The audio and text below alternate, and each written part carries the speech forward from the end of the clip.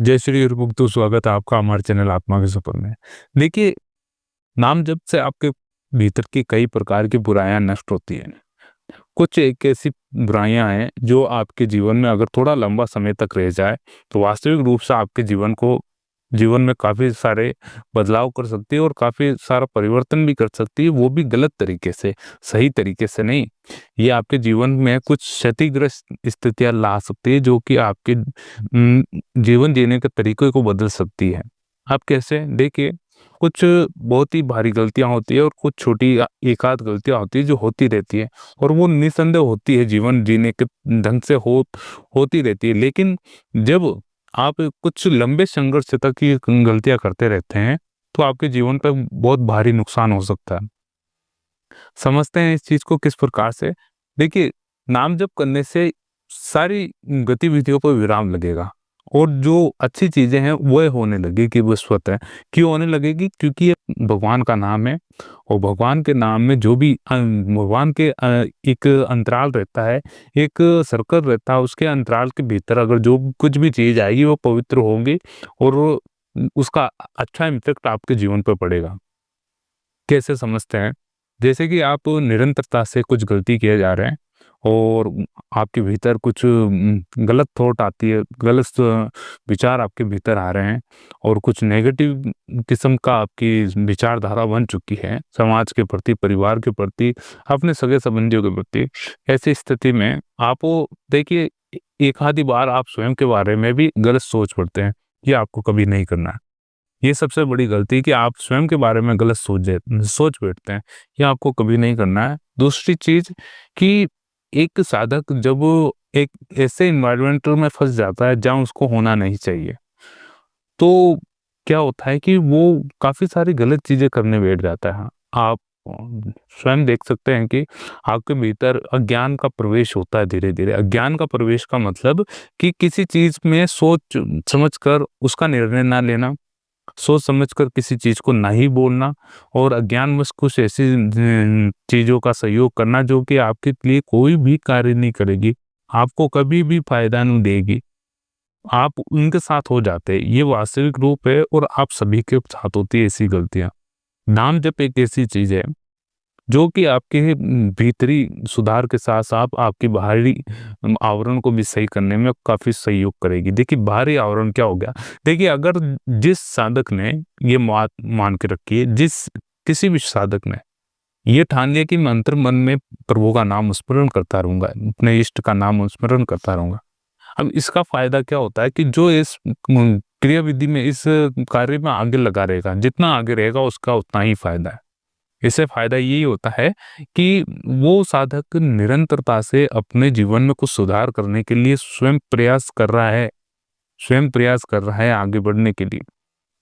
ऐसी स्थिति में क्या होता है कि कोई काफ़ी सारी गलत चीज़ें होती है जो उसके भीतर से बाहर निकलती है, भीतर से बाहर निकलेगी। शुरुआती रूप में क्या होता है कि आप नाम स्मरण कर रहे हैं एकांत में बैठे हुए, तो क्या होता है कि करते-करते आपके भीतर से गलत विचार उत्पन्न होंगे।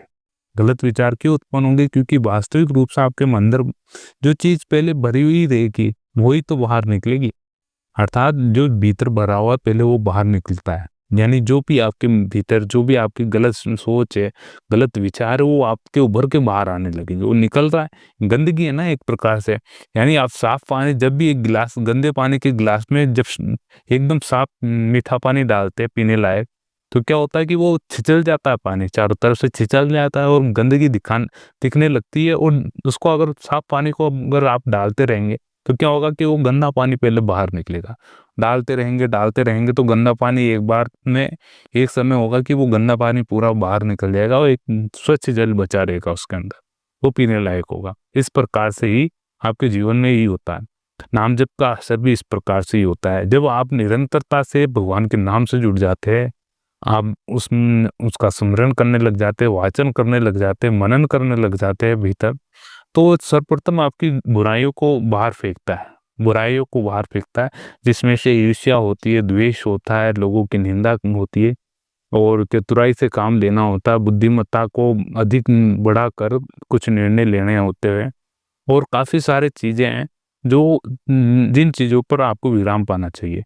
देखिए ईर्ष्या, द्वेष, भावना, निंदा, चतुराई, कपट, ये बहुत बुरी चीजें हैं जिस भी साधक में रहती है। मेरे हिसाब से साधक में नहीं रहती है। साधक साधक में यानी भक्तों में तो ये रहती ही नहीं है। लेकिन जो भी व्यक्ति जिन व्यक्तियों के भीतर ये रहता है, वास्तविक रूप से बहुत ही गलत चीज के भी एक पर्यावरण के भीतर है वे।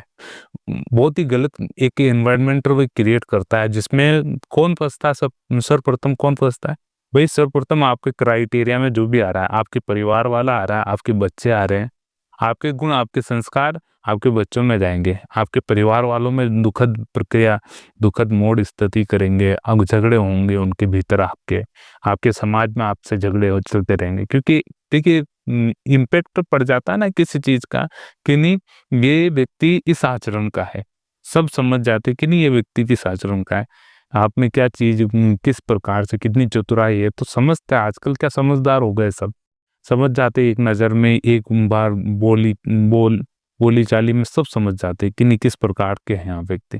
तो इस चीज का बहुत बड़ा असर पड़ता है आपके जीवन पे। इन चीजों को आपको स्वयं को सुधारना पड़ेगा, और सुधारे नाम जप के जरिए। जितना जपेंगे, जितना जपेंगे उतनी भीतर शांति शांति शांति। और फिर शांति का मूल आधार होता है कि वह आपके अंदर शीतलता पैदा करेगी। शीतलता का मतलब है आपके अंदर ठहराव पैदा करेगी, ठंडक पैदा करेगी। कोई भी उग्र स्थिति आ जाती है, एकदम परिस्थिति एकदम भयावह आ जाती है, आपके अपोजिट आ जाती है, तो आप हड़बड़ाएंगे नहीं उस समय। बहुत तसल्ली से विवेकशील बुद्धि का प्रयोग करते हुए अच्छा निर्णय लेंगे, ये उसका फायदा होता है अगर आप निरंतरता से इस मार्ग में हैं तो। अन्यथा ऐसा नहीं होता। अब इसके अलावा देखिए मैंने जो बताई ये चीजें, निंदा, कपट, द्वेष, ईर्ष्या, ये बहुत लोगों में रहती है, सब लोगों में रहती है लगातार, यानी लगभग सभी लोगों में रहती है। लेकिन इसका बचाव कैसे हो? इसका बचाव ऐसे हो सकता है कि आपको सोच समझकर किसी भी चीज का निर्णय लेना चाहिए, और अपने कार्य में प्रयासरत रहें। ईश्वर के जो प्रभु का नाम है वो उसको निरंतरता से भाई उनका गुणगान करें, निरंतरता से जपे, तब आपके जीवन में बहुत अच्छे बदलाव होंगे। और निरंतरता से करने वाले साधकों के भीतर आपने देखा होगा कि वे बहुत उच्च कोटि के विद्वान होते हैं। निरंतरता से ईश्वर का नाम लेते हैं, उनके चेहरे पर कांति बनी रहती है, और उपदेश जब भी वे अच्छा बोलते हैं तो किसी ना किसी के लिए बहुत कारगर सिद्ध होता है। तो ऐसे संतों की वाणी आपको सुननी चाहिए और अपने जीवन में अमल करना चाहिए। इससे फायदा यही होगा कि आप जो चीज करना चाहते हैं उसको सुनकर अगर कर जाए, है ना, संतों की वाणी सुनकर अगर कर जाए, तो वास्तविक रूप में आपका जीवन में बहुत अच्छा प्रभाव पड़ेगा। और नाम जप एक संख्या निर्धारित शुरुआती रूप में आप कर सकते हैं, शुरुआती रूप में करते रखें कि इतना तो करना ही है कैसे भी करके। जिससे क्या होगा कि आपका मनोबल रोज बढ़ेगा और आप फिक्स रहेंगे उस चीज के लिए कि इतना तो करना ही है मुझको दिन में, इतना तो करना ही है कैसे भी करके। तो इस चीज पर आप विचार करें और लगातार विचार करें, क्योंकि नाम आपके जीवन की समस्त बुराइयों को नष्ट करने में सर्व सामर्थ्य है। इसलिए इसका उपयोग जरूर करें और करते रहें, जितना जितना जल्दी हो सके और जितना लंबा हो सके उसको करता रहें। तो मिलते हैं अगले वीडियो में, जब तक के लिए जय श्री हरि। ओम नमो भगवते वासुदेवाय।